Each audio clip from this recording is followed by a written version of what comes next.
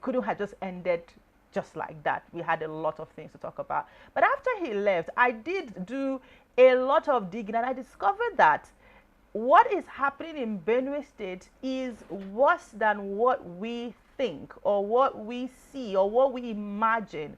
Because if you notice during the headlines that I read out earlier on today, there was a protest, because of the killings of some persons in Benue State, that is in Otukpo, by the headers. And so he's here to expatiate more on this. And it's Benue in Focus. I have Mr. Kennedy Angbo is here with me this morning. Good morning. Good morning again. Thank you for having me back in your studio. Yes, and I'm It's my happy that you pleasure. did not run away.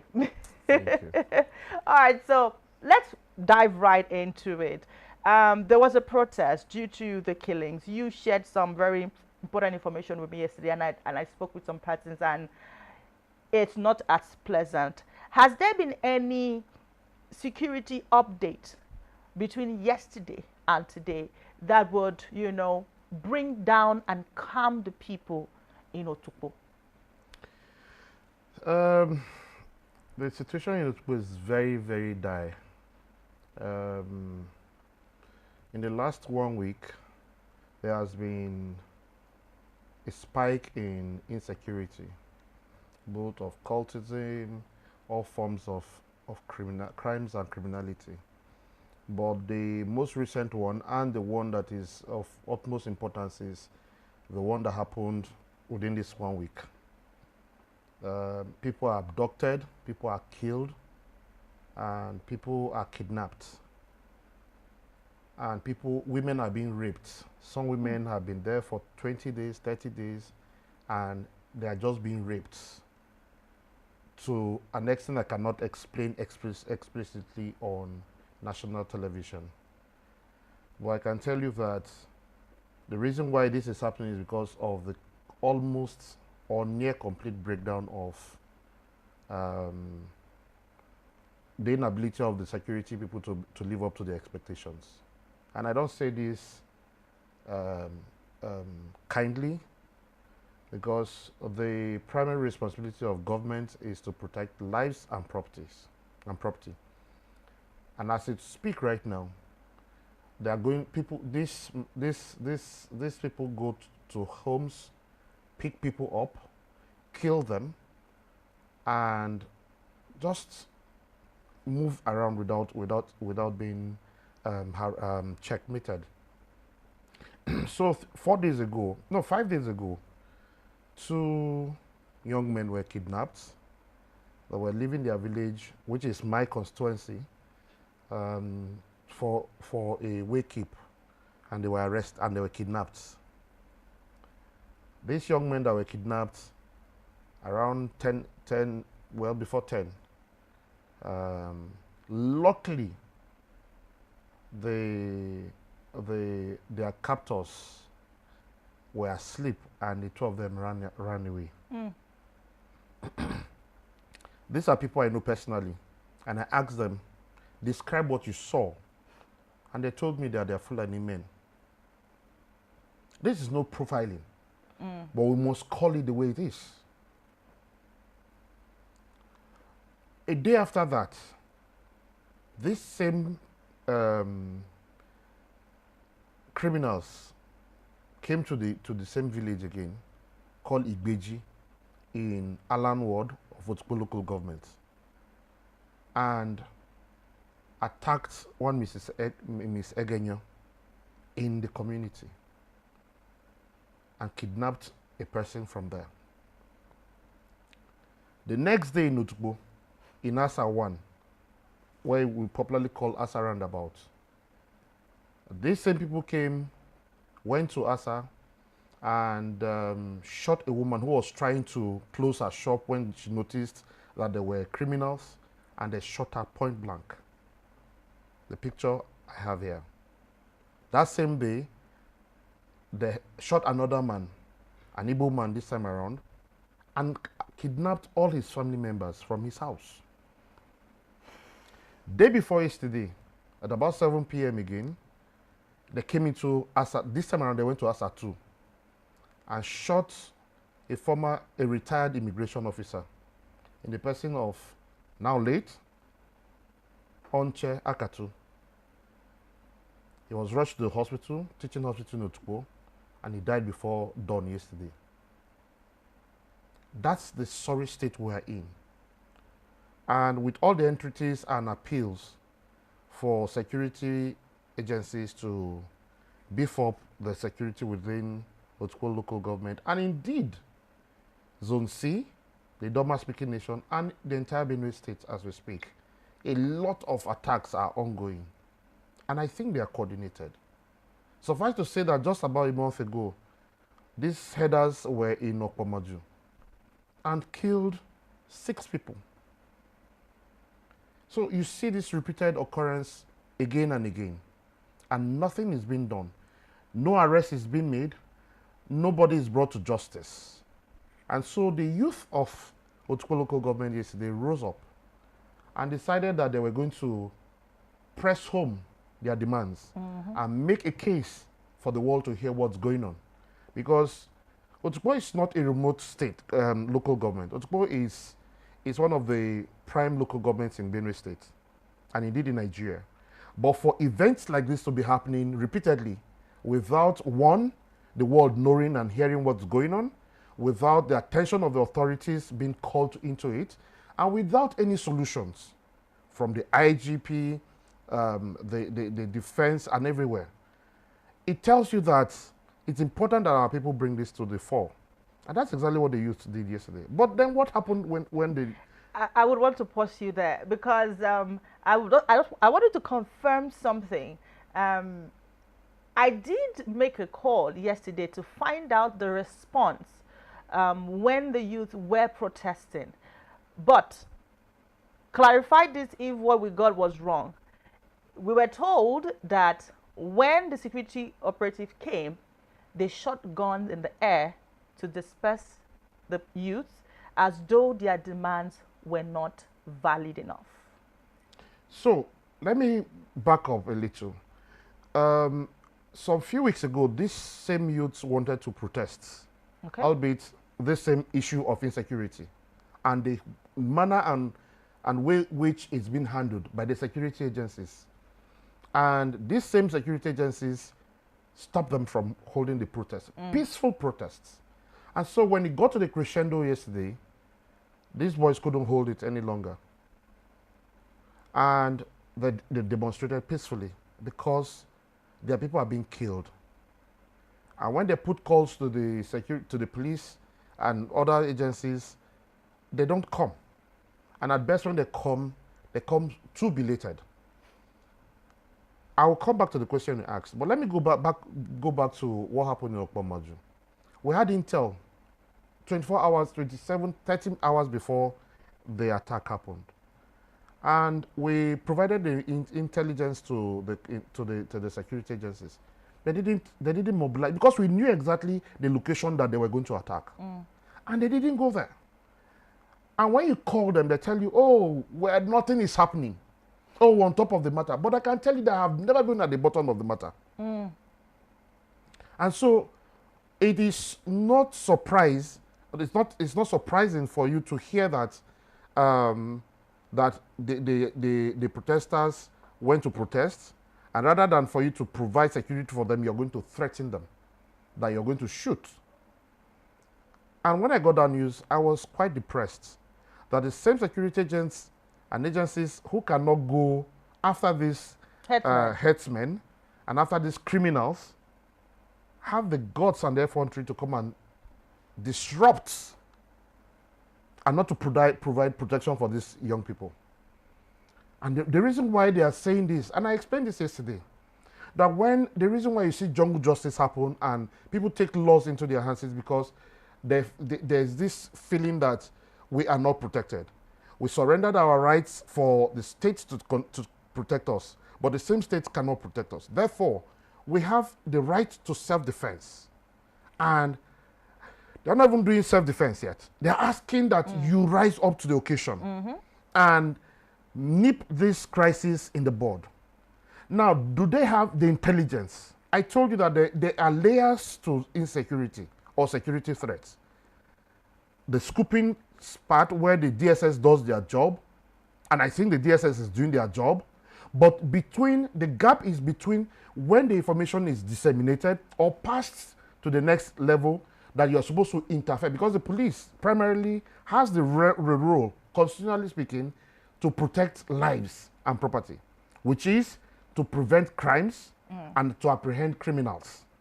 But when this information is given to you and nothing is done, and I can also tell you that there are also allegations against, particularly the area commander, that he recently said that there is no security threat in Otukpo.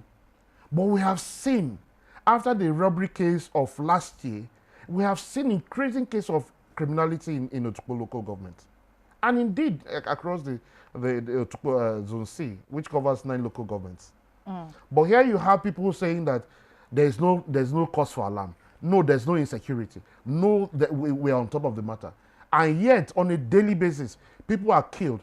Even to mention that just yesterday morning, a toddler the body of the toddler was found macheted in a gutter in Otukpo yesterday, around somewhere in Zone HB in Otukpo. And they're not unraveling these things. So how can you allow crime to keep festering and you're not bringing closure to it? Families are not having closure. The communities are not having closure. Community leaders are not having closures. And you expect that these people should just fold their arms and pat you at the back? No. They have the right also to be heard. They have the right to also press demands that these issues should be brought to a halt. But you fail to do that and you threaten them. And I do not think that speaks well of our security community. The security agencies must live up to his billing and his duty. Your job primarily is not to come and end salary. Your job is to end crime or reduce or prevent crimes and criminality. But that is not what we're seeing in the local government right now. As we speak, there is tension. By 6:30, 7 o'clock, everybody is running to their homes. So it means economic life is dead, social life is dead, nothing goes on. Because people are afraid of their lives and their livelihood. People cannot come and invest because there is this seeming posture of the security agencies that cannot guarantee life and the security of the people. It's really sad. And there was a research sometime last year that was put together that has talked about the insecurity state in Benue State, and it has said that according to this research, this particular insecurity has led to the loss of over 28,997 lives, which of course I know that by now 2025 that number has definitely increased, and properties about houses about 54,476 houses, and farm produce valued at over 21 billion naira destroyed. Now, the conflict between farmers and herders has caused displacement, leading to food insecurity. We all know Benue to be the food basket of the nation, and if the state is not in proper shape, I'm not talking about Makurdi now, because when we talk about Benue State, people just say, oh, I go to Makurdi every day, oh, that everybody is moving fine. We're talking about the places where this food really comes from.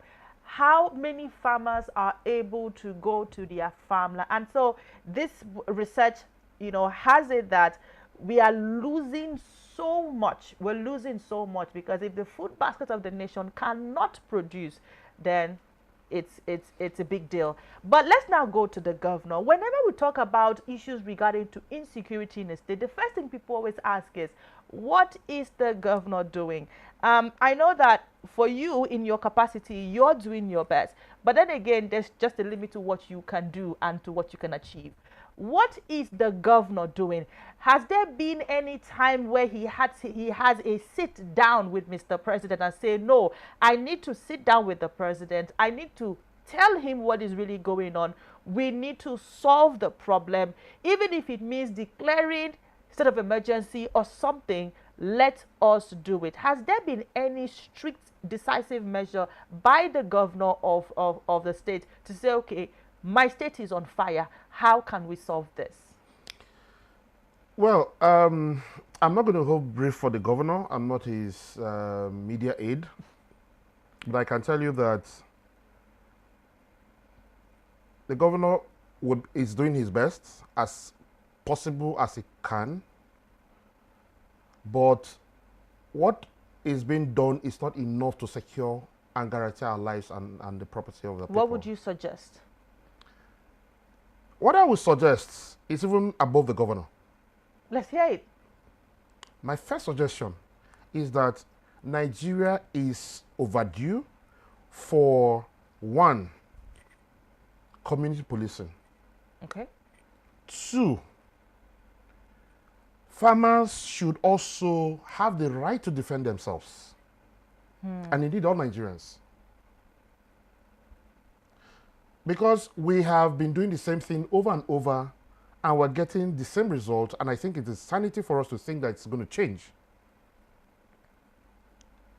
I know that recently the governor distributed quite a number of trucks to the security agencies.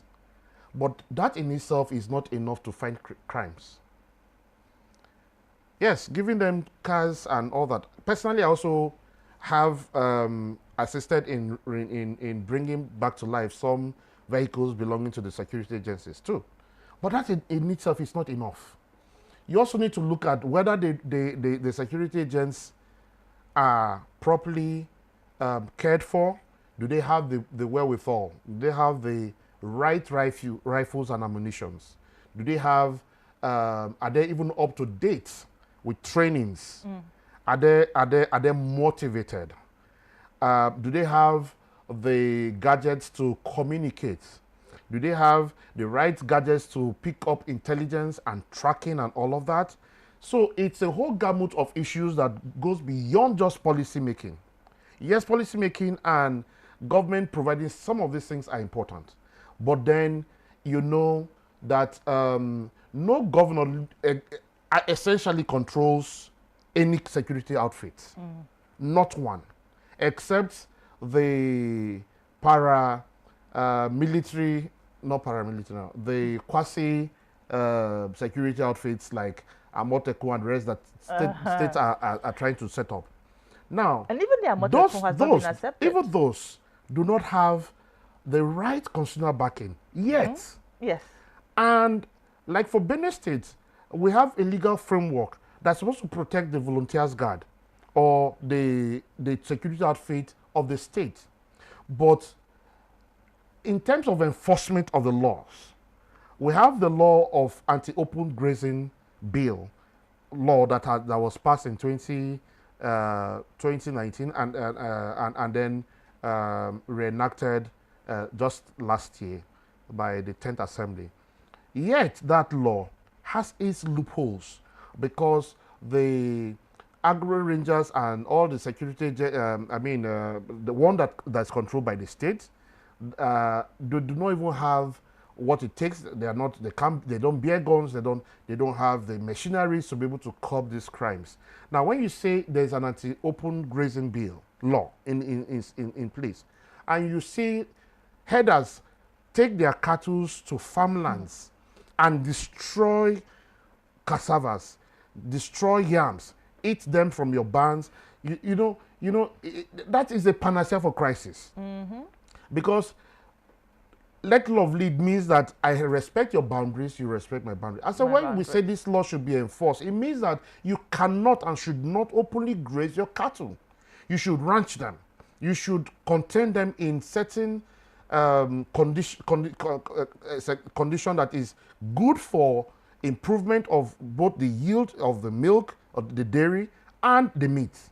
But our people, the herders find this very unconventional for them. And so they don't want to obey or live by the law. And when people violate laws, what's supposed to happen? They are supposed to be punished. But you see, they don't know. I have not heard one single herder arrested. I've not heard one single herder prosecuted. But you hear of farmers arrested wrongfully arrested for making sure that they control pests, Anything that eats on crops is a pest. Yes. Including a cow who that grazes into farmlands is a pest because a cow is not supposed to go into farmlands.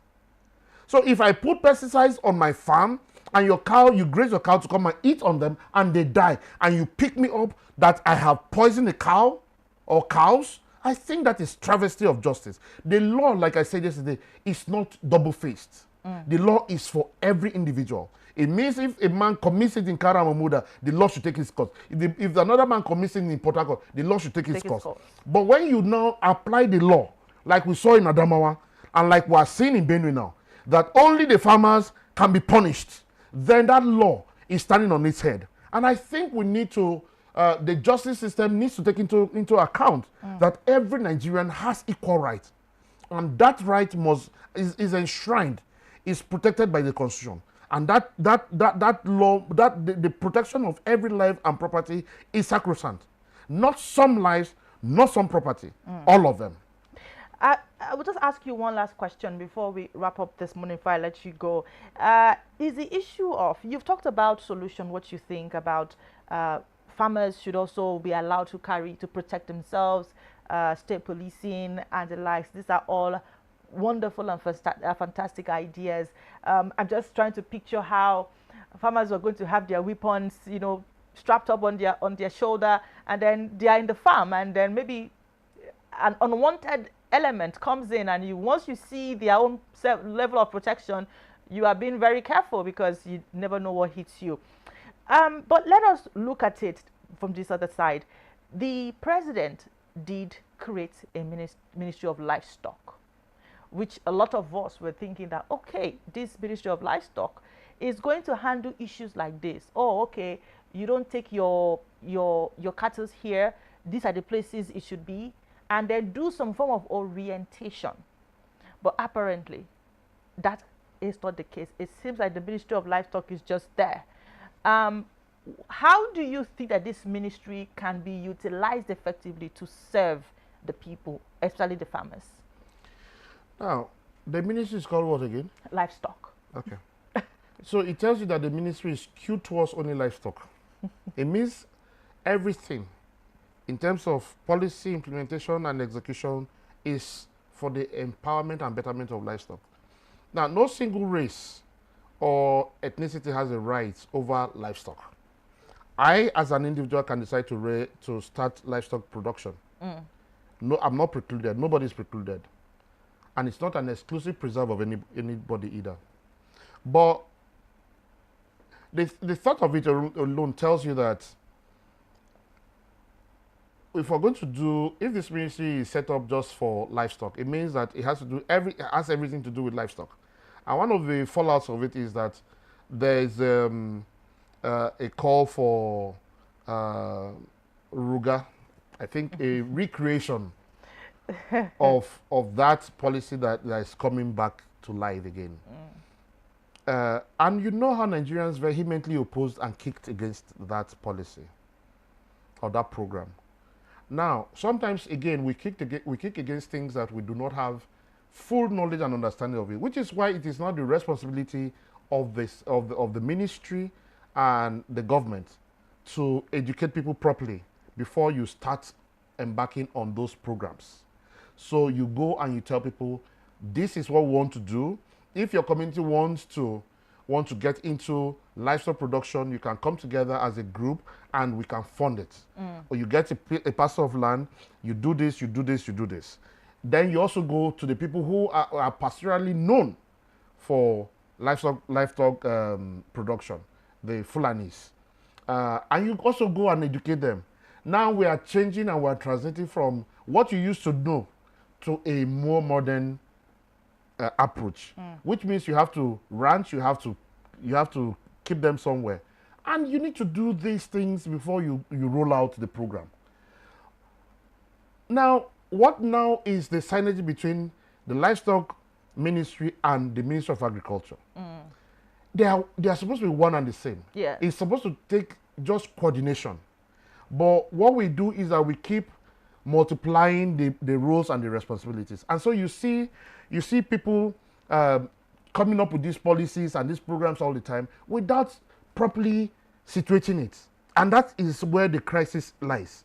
But again, if I go back and I say, okay, let's go to the issue of farming.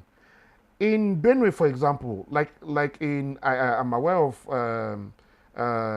uh, way west, I think, in Naka, somewhere in those that region. We're talking about people protecting themselves. People hire security agencies, NSCDC, police to go and protect them to go to the farm. You pay. That's how much it has gotten to in Nigeria. Which is not supposed Which to is be. not supposed to be. So, yes, again, I believe that the governor should sit with Mr. President and demand that an urgent and drastic solution is proffered to this crisis that is lingering in Benue. Because the truth of the matter is that Benue State is not farming anymore. The people of Benue were not farming.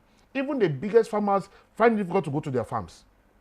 I know of a man who has hundreds of hectares of rice farm, but he can't go because he's prevented by these headers. I know, I just last year, I lost a very close friend of mine because they had gone to the farm to protect some farmers and he was killed by the headers. So the crisis we're talking about is deep-rooted, and we must begin to look at what are the interests, who are the people sponsoring, who are the people funding this interest, who are the people arming these headers, because that's not what we used to know. Headers used to carry just sticks. Now they're carrying AK-47. Now they have ardos that blow hot and tell you that you cannot do anything. That's what is happening in Otukpo. The ardo used to live in Otukpo. Now he has moved to Onyagede and he's blowing hot. He has even confronted the Otukpo, who is my traditional ruler, and told him that there's nothing your people can do. And so I'm saying these things so that the world can hear. We are being challenged on all fronts. They are moving mercenaries. They have a militia arm that goes around killing and maiming people. The entire span from Otukpo all the way to Oweto Bridge, about 105 kilometers. You cannot travel on those roads. Last year I was attacked. I was shot on a broad daylight. More than how many marauders were on the road and shooting me just before 4 p.m. So that's the state. Just last month again, a friend of ours was killed, Alhaji Abbas, on that same road. You have heard them kidnap doctors on that road. You've heard them kidnap every now and then they take a whole bus. Kidnap everybody, all the passengers on it. Just last week, about 12 people were kidnapped in the night. So what are we saying? Are we saying that our people cannot move freely within their country again?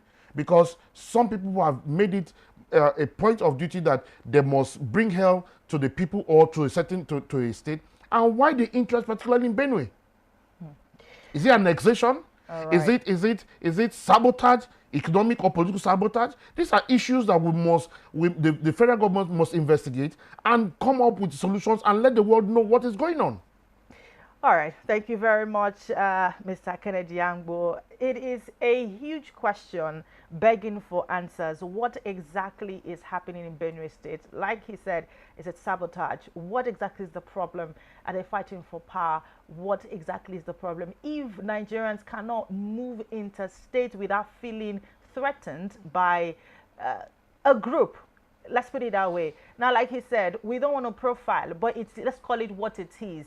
If these people have identified them to be headers, the Fulani headers, the cattle headers, then let's call it the way it is. It's time for the government to decide what they want to do. Do they want people to take laws into their own hands? Do they want farmers to perform jungle justice?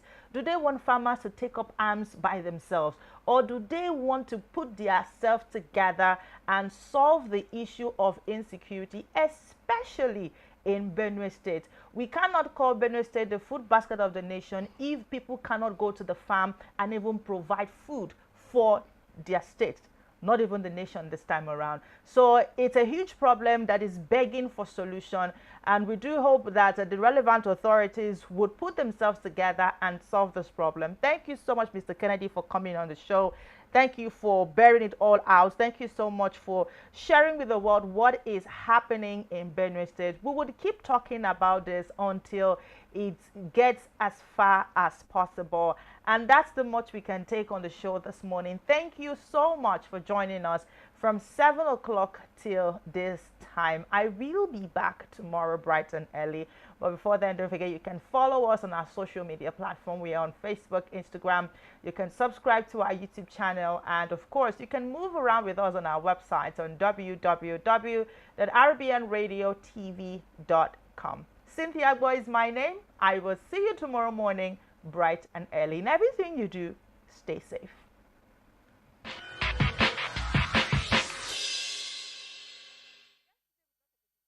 My name is also